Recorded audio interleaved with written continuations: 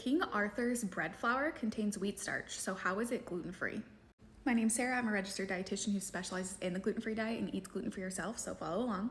This is what the product looks like, and the very first ingredient is gluten-free wheat starch. Wheat starch is created by having wheat flour and water, and it makes a dough.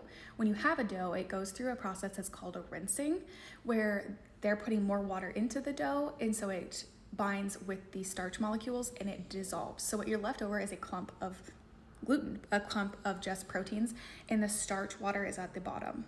That starch water is then evaporated, going through an evaporation process, and what's left over is wheat starch. The problem with regular wheat starch that is not labeled gluten-free is it just hasn't been tested for how well the process did of removing all of the proteins. And when this happens, it's more of a consistency problem. Sometimes it'll be really good, sometimes there could be proteins that slip through, so we want it tested.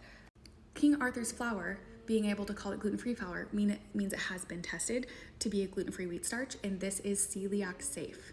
If it just said wheat starch and didn't have a certification on the front, we ain't going for it. But because it's gluten-free wheat starch and the product, everything else in it is gluten-free, you're good to go. This is a great flour and I use it all the time. And just to clarify, it would be celiac safe for anyone who has gluten issues, not safe for someone who has a wheat allergy.